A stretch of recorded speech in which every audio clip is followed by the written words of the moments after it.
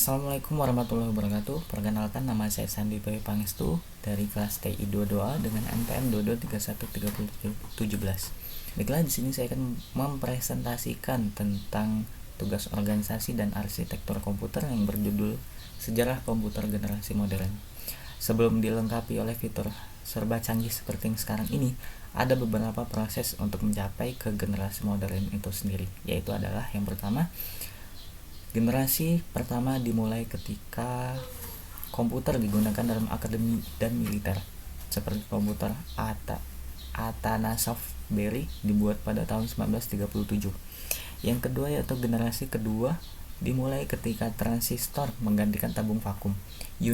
UNIVAC diperkenalkan ke publik tahun 1951 untuk penggunaan komersial.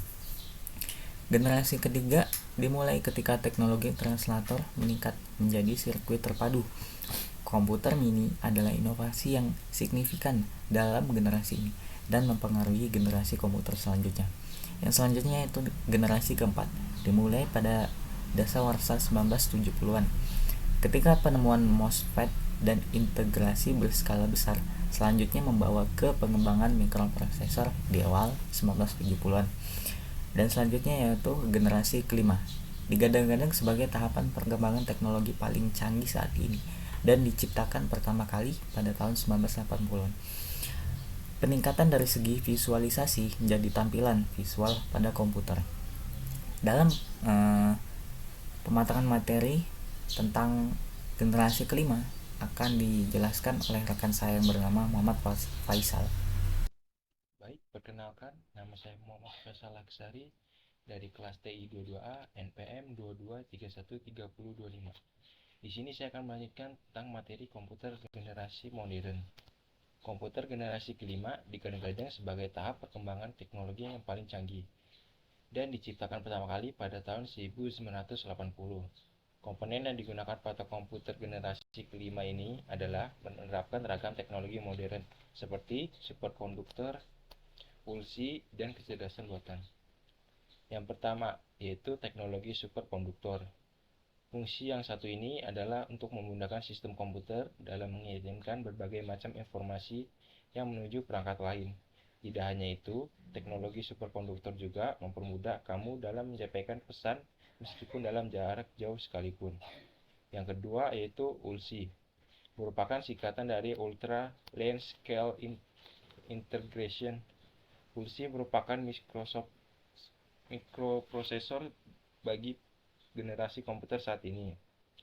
ULSI merupakan hasil pengembangan dari VLSI yang memiliki banyak keunggulan, misalnya dari segi harga cukup murah, bentuk yang lebih kecil, dan mampu menampung jutaan komponen data yang hanya dalam satu buah chip sederhana. Yang ketiga yaitu AI, merupakan kecerdasan buatan yang memudahkan kamu dalam mengoperasikan komputer. Contohnya saat kamu unlocking smartphone, kamu menggunakan face reveal, mencari informasi di search engine sesuai dengan kata kunci tersebut, hingga pembayaran secara cash. Baik, sekian. Baiklah, di sini saya akan melanjutkan materi teman saya sebelumnya. Perkenalkan, nama saya Reni Jaska Handika, MPM 22313028, kelas TIA 22. Ciri-ciri komputer generasi modern. Komputer yang dipakai adalah PLSI, Very Large Scale Integration. Kemampuan komputer dikembangkan untuk memecahkan masalah sendiri dengan bantuan AI, Artificial Intelligence. AI dapat diterapkan untuk mengoperasikan robot. Mulai dikembangkan komputer yang dapat menggantikan chip. Jepang adalah negara yang mempelopori komputer generasi kelima. Mungkin itu saja sedikit yang bisa saya sampaikan.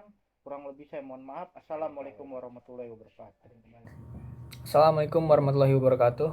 Perkenalkan, nama saya Ars Berdianto dari Prodi Teknologi Informasi 22A dengan NPM 22313009. Di sini saya akan menyebutkan jenis-jenis dari komputer generasi modern. Yang pertama ada MacBook, menjadi peserta laptop termutakhir yang diciptakan oleh perusahaan Apple. MacBook mempunyai ciri-ciri yang desain elegan dan bobotnya pun sangat ringan, sehingga mudah dibawa kemana saja. Dan yang kedua adalah Chromebook, merupakan perangkat yang memanfaatkan sistem operasi jenis Chrome yang diciptakan oleh Google. Maka tidak heran kamu menggunakan Chromebook pun juga merasa jauh lebih nyaman dalam mengakses aplikasi Google seperti Drive, Maps, Meet, dan lain-lain. Oke, yang terakhir adalah Ultrabook. Salah satu ciri Ultrabook adalah kemudahan turn off dan turn on tanpa harus menekan tombol power dengan cara membuka laptopnya saja. Dari segi performa dan keamanan, ini sangat jauh lebih unggul dibandingkan komputer pada umumnya. Sepertinya itu saja yang bisa saya sampaikan. Jika ada kesalahan, saya mohon maaf. Wassalamualaikum warahmatullahi wabarakatuh.